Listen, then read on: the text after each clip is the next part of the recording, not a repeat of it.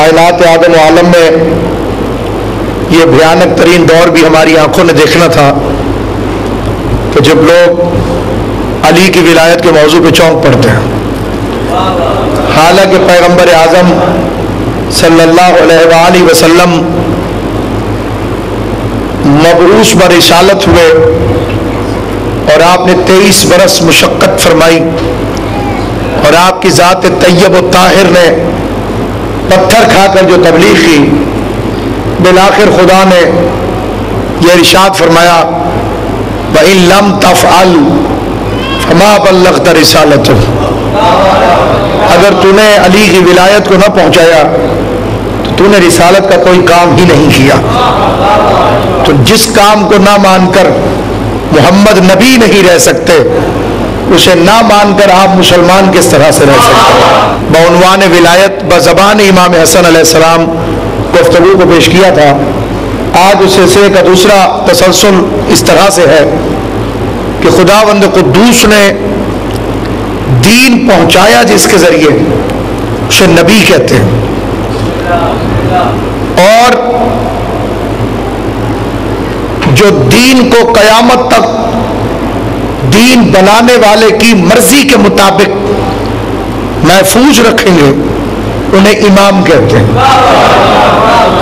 اور یہ امامت خاصہ ہے مذہب اہل بیت کا، ہمارے علاوہ کسی کے پاس ان معانی کے اندر امامت موجود نہیں ہے، اور نہ ہی کوئی اپنے راہبروں کو ان معانی کے اندر امام کہتا ہے جن معانی کے اندر ہم امام کہتے ہیں۔ امام کا معصوم ہونا، خطاؤں سے پاک ہونا، یہ ضروریات مذہب کے اندر ہے، لازمہ دین کے اندر ہے۔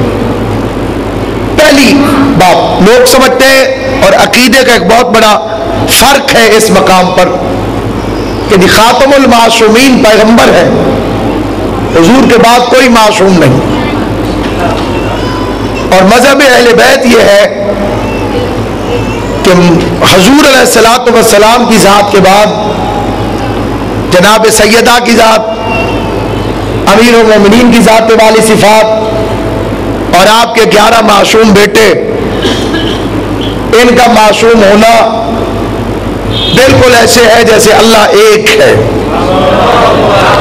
جس طرح اس بات پر عقیدہ رکھنا ضروری ہے کہ اللہ ایک ہے، اسی طرح سے یہ بھی عقیدے کا ایک لازمی حصہ ہے کہ ہمارے امام معصوم ہیں۔ کیونکہ معصوم ہیں اسی لیے امام ہیں۔ عصمت اولیت میں ہوتی ہے اور امامت اس کے بعد ہے، اسی لیے امام ہے کیونکہ معصوم ہے، اور کیونکہ معصوم ہے اسی لیے امام ہے۔ اور یہ قرآن مجید کی وہی آیت جس میں خداوند قدوس نے حضرت ابراہیم علیہ السلام سے فرمایا انی جاعلک للناس اماما، ہم آپ کو انسانوں کے لیے امام بناتے ہیں۔ قال ومن ذریتی، فرمایا کیا میری ذریت میں بھی بنائے گا؟ قال لا ینال عہد الظالمین، فرمایا ہمارا یہ عہد ظالمین کے لیے نہیں ہے۔ تو اب یہ بات از روح قرآن طے ہے کہ جو ظالم ہوگا وہ امام نہیں ہوگا، اور جو امام ہوگا وہ ظالم نہیں ہوگا۔ اب ظالم جتنے بھی معانی میں آتا ہو، جو امام ہوگا وہ ظالم نہیں ہوگا، اور جو ظالم ہوگا وہ امام نہیں ہوگا۔ تو اب حضرت آدم خود اپنے لیے فرما رہے ہیں ربنا ظلمنا انفسنا وان لم تغفر لنا وترحمنا لنکونن من الخاسرین، خدایا ہم سے ظلم ہو گیا۔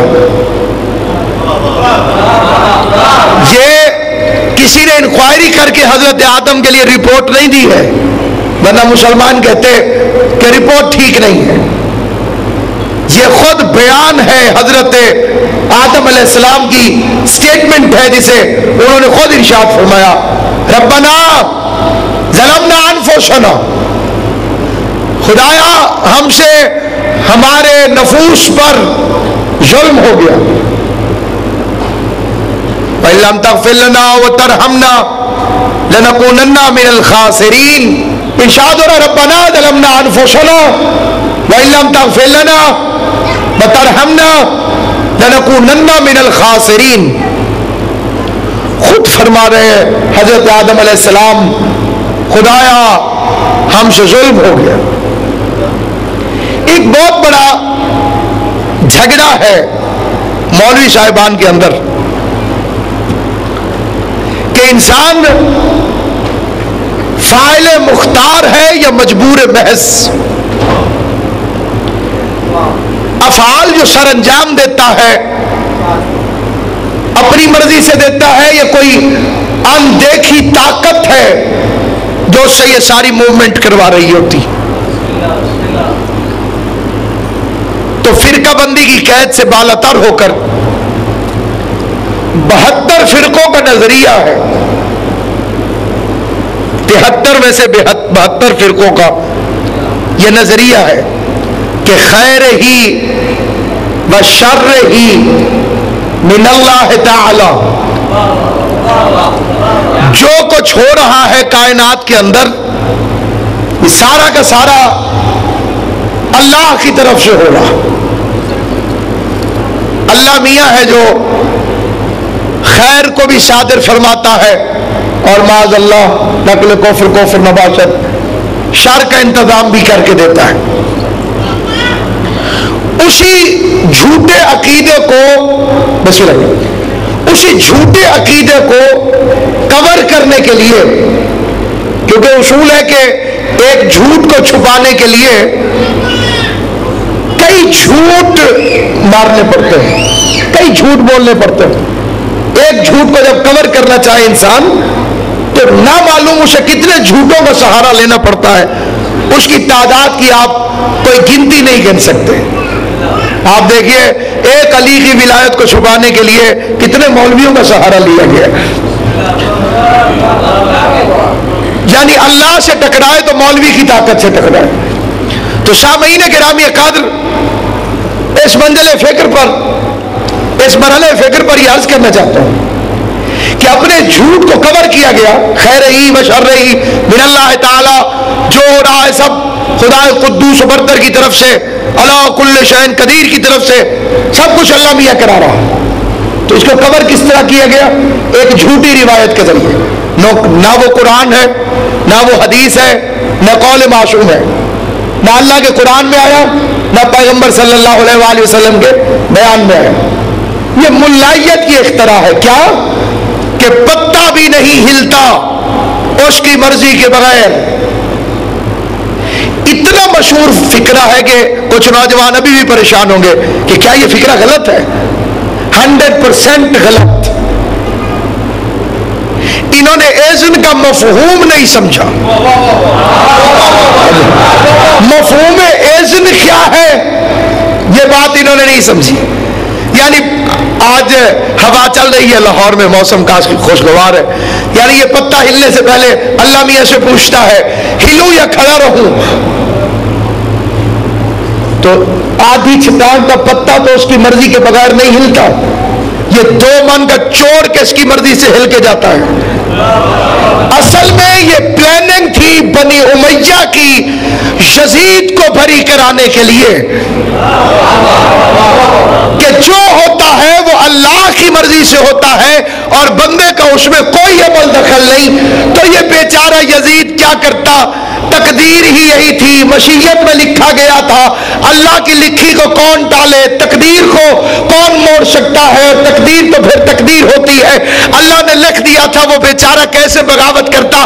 تو میں کہتا ہوں اگر وہ اللہ کے لکھے سے ہوا ہے تو جب ہم یزید پر لعنت کرتے ہیں تو آپ کیوں اعتراض کرتے ہیں؟ یہ بھی اللہ نے لکھا تھا کہ اس کو لعنت دے۔ اب ہم سے یہ پوچھنا چاہیے مانی دار ماتم کیوں کرتے ہو؟ آپ بھی کہو خیر ہی و شر ہی من اللہ تعالی، جو کراتا ہے وہ اللہ کراتا ہے،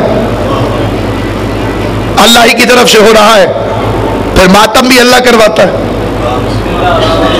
جو ہے یہ نہیں سامعین گرامی، حضرت امام حسن علیہ السلام سے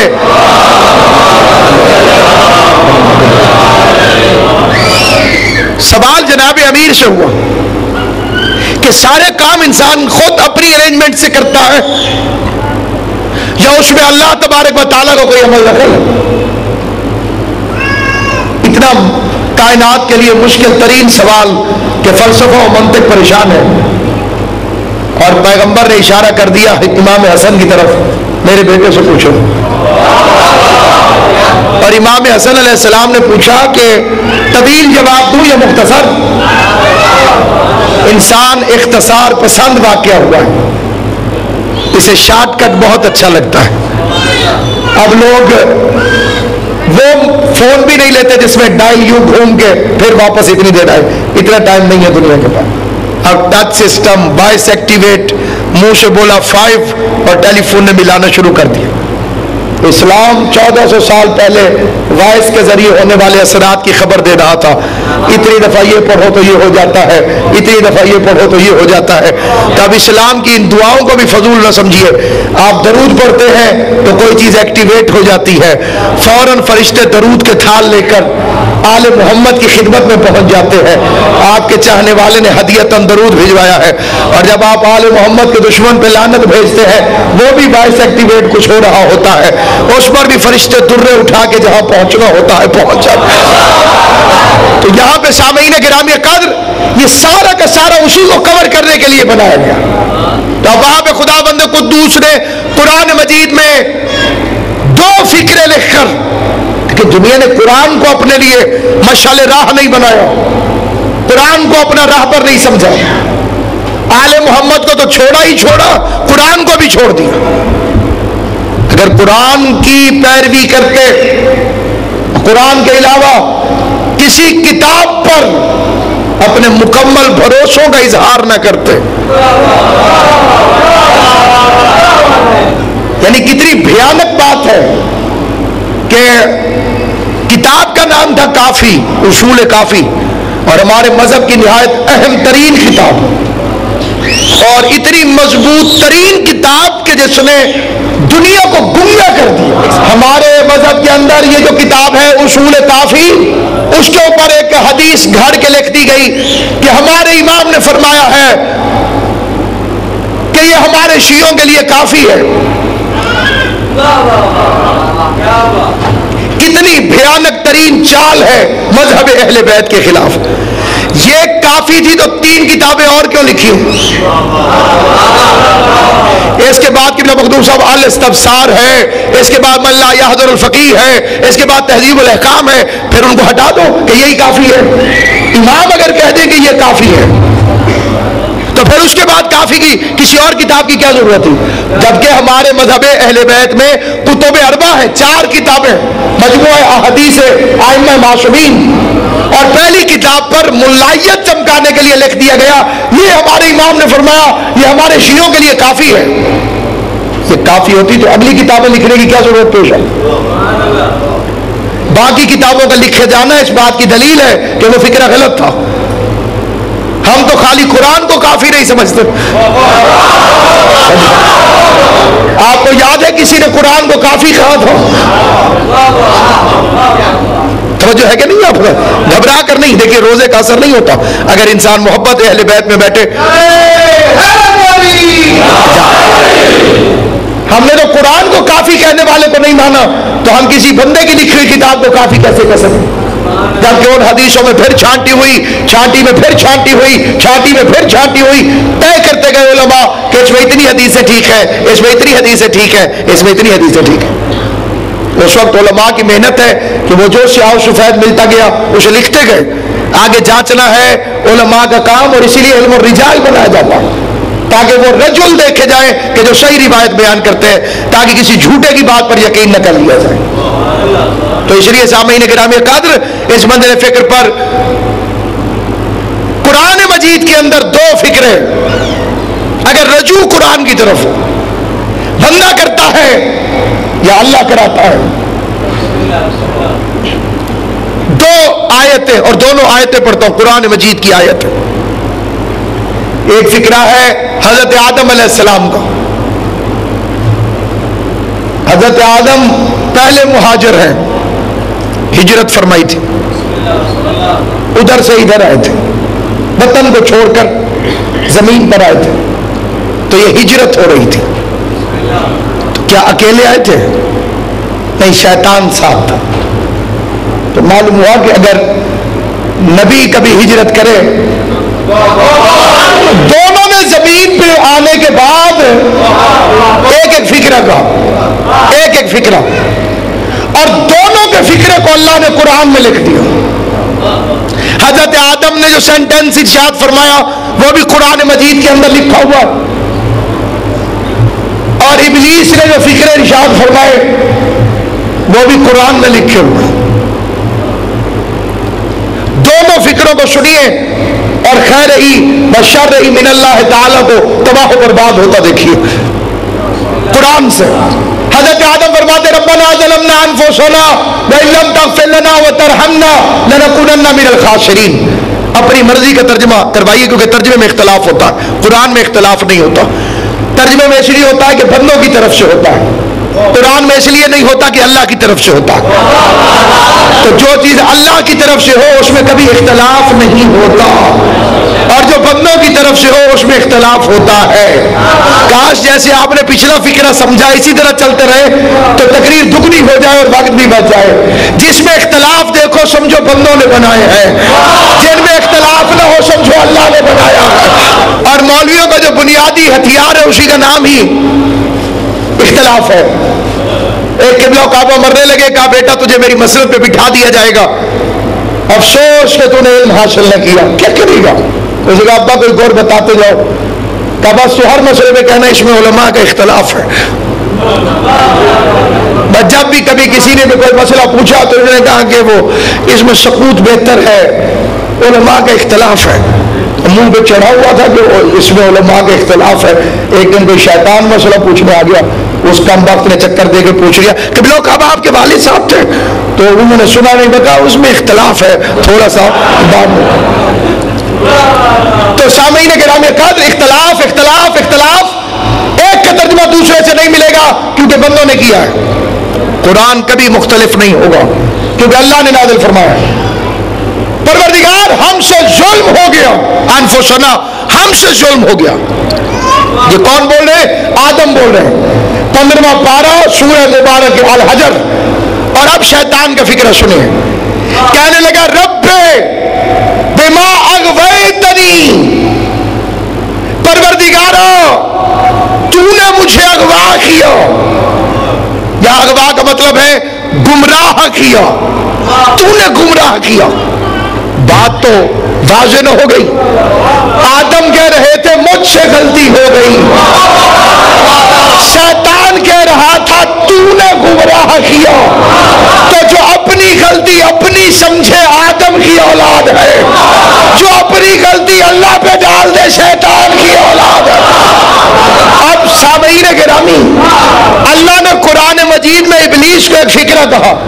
اب افسوس ہے مجھے کہ میں تہذیب منبر کے پیش نظر ہے تہذیب کے مطابق فکرہ، لیکن میں اپنے آپ کو اتنا قابل نہیں سمجھتا کہ میں اسے تہذیب منبر کو مد نظر رکھ کے ایکسپلین کر سکوں گا۔ تو جتنا میں وضاحت کر سکوں گا اتنی میں کروں۔ شارکو فی المال والاولاد، اللہ شیطان سے کہتا ہے جا دفع ہو جا، شامل ہو جا ان کے مال میں بھی اور اولاد میں بھی۔ اب خیال رہے یہ روایت نہیں آیت ہے، تو کچھ لوگوں کے مال میں بھی شریک ہے، کچھ لوگوں کی اولاد میں بھی شریک ہے۔ مسجد نبوی کے دروازے میں بزرگ کھڑا تھا، بڑے بڑے رضی اللہ اس کے ہاتھ چوم رہے تھے، علی نے آ کے گردن سے پکڑ لیا، بزرگوں نے سفارش کی یا علی چھوڑ دیجئے بزرگ ہے، علی نے زمین پہ پٹک کے کہا شیطان ہے، پھیس بدل کر تمہیں دھوکہ دینا چاہتا ہے۔ اور اب سنی شیعہ کتاب کا نام جان بوجھ کے نہیں بتا رہا ہوں، اگر کسی کو شوق ہو تو کل پوچھے گا تو پھر بتاؤں گا۔ ایک مرتبہ حیدر کرار نے زمین پہ پھینکا، سنی علماء کا بھی ذمہ دار ہوں، شیعہ علماء کا بھی ذمہ دار ہوں۔ حیدر کرار نے زمین پہ جب پٹکا اور اب علی جب اس کے سینے پہ بیٹھے تو نیچے سے شیطان چیخا اور چیخ کے کہنے لگا یا علی مجھے چھوڑ دو، کیونکہ جب تیری ولایت کا اقرار کرے میں اس کے نطفے میں اپنا نطفہ شامل نہیں کرتا۔ اب شیطان کی اولاد کو اچھا لگے گا علی ولی اللہ. کل مجھے ایک بھائی نے فرمایا آپ نے اتنی زیادہ ولایت پڑھی ہے کل مجمع کم ہی نہ ہو جائے. میں نے کہا امام حسن کا قول ہمیشہ یاد رکھنا. جب امام حسن علیہ السلام کو حضرت عبداللہ ابن جعفر طیار نے آ کر یہ فکر کہے فرزند رسول اتنی سختی مناسب نہیں، کہیں ایسا نہ ہو کہ لوگ چھوڑ کے چلے جائیں. تو آپ فکرہ سنیے اپنے معصوم امام کا. فرمایا عبداللہ جب تمہیں یقین ہو کہ تم حق پر ہو تو تم اکیلے بھی رہ جاؤ تو یہ گھاٹے کا سودا نہیں ہے. اگر آپ کو یقین ہو آپ حق پہ ہو، آپ باطل کے نمائندے نہ ہو، آپ شیطان کے نمائندے نہ ہو، آپ فرعون کے نمائندے نہ ہو. کمال ہے جس مجمع میں معاویہ کی ولایت پڑھنا خطرناک ہونا چاہیے تھا وہاں علی کی ولایت پڑھنا خطرناک ہے. تو جہاں علی کی ولایت سن کے سگنل ڈاؤن ہونے لگے سمجھیے کہ کوئی نہ کوئی پرابلم ضرور ہے، وہ نیٹ ورک پرابلم ہو یا کوئی اور پرابلم. اس لیے اس کو ڈھونڈیے، اس کو سوچیے اور اس پر سمجھیے. یہ افسانہ نہیں ہے، یہ کہانی نہیں ہے، یہ قرآن کی آواز ہے. تو سامعین گرامی قرآن کہہ رہا ہے حضرت آدم نے فرمایا ربنا ظلمنا، ہم سے ظلم ہو گیا. اور آیت کیا تھی؟ حضرت ابراہیم علیہ السلام سے کہا گیا انی جاعلک للناس اماما، ہم تجھے انسانوں کا امام بنا رہے ہیں. قال ومن ذریتی، کیا میری ذریت میں بھی بنائے گا؟ قال لا ینال عہد الظالمین. کتنا بڑا عہدہ ہے امامت کہ ابراہیم کے منہ میں بھی پانی آ گیا کہ میرے بچوں کو بھی بنا، میری ذریت میں سے بھی بنا. اور اللہ نے کہا لا ینال عہد الظالمین، میرا یہ وعدہ ظالموں سے نہیں ہے. اکثر مفسرین یا عربی لغت سے ناواقفیت کی وجہ سے دھوکہ کھا گئے. ہر لینگویج کی ایک ٹیکنیکل لینگویج ہوتی ہے مسلم میں. جب تک بندے کو وہ ٹیکنیکل لینگویج سمجھ نہیں آئے گی وہ دھوکہ کھا جائے گا. مثلا ایک مولوی صاحب کھڑے تھے سکلینجری ادھر ریلوے اسٹیشن پر، تو اعلان ہوا 7 اپ آ رہی ہے. تو آپ کو معلوم ہے کہ مولوی صاحب نے کیا سمجھا؟ بوتل. وہ نکلی تیز گام، کیونکہ ٹیکنیکل لینگویج کے اندر جو ریلوے اسٹیشن والوں کی لینگویج ہے اس کو تیز گام کو کہتے ہیں 7 اپ. تو اب اگر کسی کو پتہ نہیں ہے تو وہ کیا کہے گا 7 اپ آ رہی ہے، تو وہ نیچے یہ لکھے گا نا کہ بوتل آ رہی ہے. تو اس لیے ہر چیز کی ایک ٹیکنیکل لینگویج ہوتی ہے. قرآن کی بھی ایک ٹیکنیکل لینگویج ہے. جب تک وہ سمجھ نہیں آئے گی، اس لیے تفسیر کا حق امت کو نہیں ہے. جو تفسیر کرے وہ جہنمی ہے. تفسیر کا حق ہے صرف معصوم کو، کیونکہ اسے پتا ہے کہ قرآن کیا کہہ رہا ہے. گنگا اشارہ کرے آپ کو کیا مطلب کیا کہہ رہا ہے کیا پتہ چلے گا؟ گنگے کے اشارے کو آپ سمجھ سکتے ہیں گنگا کیا کہہ رہا ہے؟ اس لیے ایک محاورہ ہے کہ گنگا کیا کہتا ہے اس کے گھر والوں سے پوچھو. اب کس بندے کو غصہ لگے گا یا ناراضگی ہوگی بعد میں یا بھی ہوتی رہے، یہ قرآن گنگا ہے. آپ چپ کر گئے، اب ترجمہ سن لیجیے. سامت کا مطلب ہوتا ہے گنگا. سامت نکلا ہے سمن سے. سمن کہتے ہیں گنگے کو، سامت کہتے ہیں جو بول نہ سکے. تو جو بول نہیں سکتا وہ اشارے کرتا ہے. قرآن کے اشاروں کا غلط مطلب سمجھتے ہوئے 73 فرقے بن گئے، کیونکہ ان سے نہ پوچھا جن کے گھر میں یہ گنگا آیا تھا. اب کیونکہ قرآن آیا تھا آل محمد کے گھر تو ضرورت تھی کہ آل محمد سے جا کے پوچھتے. تو قرآن نے کیا کہا ہے؟ آل محمد سے پوچھے. کیا مطلب؟ لا ینال عہد الظالمین، میرا یہ وعدہ ظالموں سے نہیں ہے. یعنی اللہ بھی چوائس کر رہا تھا اس کو بناؤں گا اس کو نہیں بناؤں گا. جی جو ظالم ہوں گے وہ نہیں ہوں گے. نہیں، اللہ نے بتایا. یہ جیسے کرمان صاحب قبلہ نیاز بانٹ رہے ہو تو میں نے جا کے قبلہ سے نیاز لے لی. تو میں نے پوچھا قبلہ میرے ساتھ والوں کو بھی دیں گے یہ نیاز جو آپ بانٹ رہے ہیں؟ اب وہ تو بانٹ رہے تھے، میں لینے کے لیے گیا، اپنا حصہ لے لیا. میں نے کہا جو میرے ساتھ آئے ہیں ان کو بھی دیں گے؟ وہ کہا قبلہ یہ نیاز منافقوں کے لیے تو نہیں. اس کا کیا مطلب؟ کہ مومنوں ہی کے لیے ہے. ابراہیم کو ان اماموں کو پتا تھا جنہیں خدا مقرر فرما چکا ہے. پتا نہ ہوتا، ان کی معرفت نہ ہوتی تو ابراہیم کو نبوت ملتی کیسے؟ اگر علی سے لے کے مہدی تک معرفت نہ ہوتی صلوات اللہ علیہ اجمعین تو کیسے ابراہیم کو نبوت؟ ابراہیم کو پتا تھا وہ لوگ کون ہیں تو انہی کو مد نظر رکھے. ومن ذریتی، جیسے هو الذی بعث فی الامیین رسولا، کہہ رہا تھا میری نسل میں ایک رسول بھیج، وبعث فیہم رسولا من انفسہم، ایک رسول بھیج میری ذریت کے اندر. تو کیا حضور دعا ابراہیم کے محتاج تھے کہ ابراہیم دعا مانگیں گے تو حضور نبی بنیں گے، وہ دعا نہیں مانگیں گے تو کیا آپ نبی نہیں بنیں گے؟ ابراہیم کہتے تو 12 امام آتے نہیں، یہ محتاج ابراہیم نہیں ہے، یہ ابراہیم سے پہلے کے ہے۔ ابراہیم کو پتا تھا کہ انہوں نے آنا ہے، تو وہ اللہ کے ارادے میں اپنا ارادہ شامل کر رہا تھا۔ جیسے ہم درود نہ بھی بھیجے تو آل محمد پہ اللہ درود بھیج رہا ہے، ہم درود بھیج کے اللہ کے ہم خیال ہو جاتے ہیں۔ تو اس نے کہا لا ینال عہد الظالمین، خدا نے کہا میرا یہ وعدہ ظالمین سے تو نہیں ہے، انہی عادلوں کو بناؤں گا جن کے لیے میں نے امامت بنائی ہے۔ تب جو ظالم ہے وہ امام نہیں، جو امام ہے وہ ظالم۔ تو ابراہیم نے کہا ہم سے ظلم ہو گیا۔ ایک مچھلی کے پیٹ میں یونس نے کہا لا الہ الا انت سبحانک انی کنت من الظالمین۔ یونس بھی فرما رہے ہیں میں ظالم ہوں، آدم بھی فرما رہے ہیں میں ظالم ہوں۔ تو جب آدم اور یونس جیسے معصوم نبی امام نہ بن سکتے ہوں تو مکہ مدینے کے بیٹیوں سے مسئلہ پوچھنے والے امام کیسے بن سکتے؟ جب امامت والا عہدہ جلیلہ انہیں نہ مل سکے، تب خدا بند قدوس نے امامت کی ترتیب بنائی ہے، وہ ترتیب بھی خدا کی قسم حکمت سے بھری ہوئی ترتیب ہے۔ علی کے بعد حسن، ایسا امام جسے مشکلات ورثے میں ملی، شریف حکومت کے بعد اقتدار سنبھالنے سے کام آسانی سے چلتا ہے شریف آدمی کا۔ آپ سے پہلی گورنمنٹ جو تھی وہ ایک شریف آدمی کی تھی، اس نے آپ کے حوالے اقتدار کیا، آپ بھی اتفاق سے شریف آدمی ہو تو کام بڑا اچھا چلتا ہے۔ اگر رسول اللہ صلی اللہ علیہ وآلہ وسلم کے بعد ڈائریکٹ حکومت جناب امیر کو ملتی تو اسلام کا سسٹم چلتا۔ یہ جو 3 گیپ آئے درمیان میں، اس نے اسلام کا ستیہ ناش کر دیا۔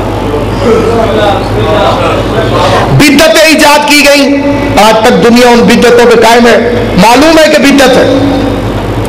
مولا علی کا زمانہ آیا تو ایک شریف اور انصاف پسند اور رشوت نہ لینے والے اور ظلم نہ کرنے والے حکمران کے لیے کتنی مشکل ہوگی کہ جب وہ 3 کرپٹ حکومتوں کے بعد اقتدار کو سنبھالے۔ معاشرہ کتنا بگڑ چکا ہوگا، دیوان صاحب اس بات کو زیادہ بہتری سے سمجھیں گے، کتنا معاشرہ بگڑ چکا ہوگا کہ جب امیر المومنین کے پاس اقتدار آیا ہوگا۔ لوگ رشوت کے عادی ہو چکے تھے، پیغمبر کی سنتوں کا مذاق اڑایا جا رہا تھا۔ جہاد ایک عبادت تھی اور عبادت میں اجرت نہیں ہوتی۔ یہ ایک یوں سمجھیے کہ ایک فارمولہ ہے عبادت کا کہ عبادت میں اجرت حرام ہے۔ نماز پڑھنے یا پڑھانے کے بعد اللہ میاں کی طرف سے کوئی چیک نہیں آ جاتا کہ آپ کی 150 ہو گئی ہے، اتنے پیسے بنتے ہیں، وصول فرمائیے۔ روزہ رکھنے کی اجرت نہیں ہے، پیسے نہیں ملتے۔ حج عبادت میں اجرت نہیں ہے۔ تو جہاد بھی ایک عبادت تھی، جیسے نماز ویسے جہاد۔ اس کے لیے اسپیشل فوج کی ضرورت نہیں تھی، ہر مسلمان پہ واجب تھا کہ اگر دین پر خطرہ ہو تو ڈیفنس کرے۔ تو اسلام کے ساتھ پہلا ظلم اس زمانے میں یہ کیا گیا کہ فوج کو بنایا گیا باقاعدہ ادارہ، بھئی یہ لڑیں گے یہ نہیں لڑیں گے۔ اچھا اسے میں مثال دینے کی کوشش کرتا ہوں، اللہ میری مدد کرے گا۔ جیسے ہم ماتمی دستہ بناتے ہیں کہ مجلس کے بعد ماتمی دستہ ماتم کرے گا، تو کیا انہیں پہ واجب ہے کہ وہی ماتم کرے؟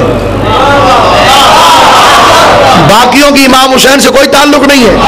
ہونا تو یہ چاہیے تھا کہ پورا مجمع کھڑے ہو کر ماتم کرتا، نہیں جیسے جیسے دولت زیادہ ہوتی گئی ویسے ویسے ماتم آہستہ سے آہستہ اور آہستہ ہوتا چلا گیا۔ میں اعتراض نہیں کہ اتنا بھی ہے تو بسم اللہ الرحمن الرحیم، لیکن وہ نجم آفندی نے کہہ دیا غم حسین بھی غم حسین بھی یا رب کوئی تماشا ہے، غریب کرتے ہیں ماتم امیر دیکھتے ہیں۔ تو یہ سلسلہ جو اس طرف مڑ گیا، وہ اسلام جو خدیجۃ الکبریٰ کی دولت سے، پیغمبر کی محنت سے اور علی کی شجاعت سے منشأ شہوب پر آیا تھا، اس کے اوپر ڈاکہ پڑ گیا۔ اب اگر امامت نہ ہوتی تو کیسے بچتا؟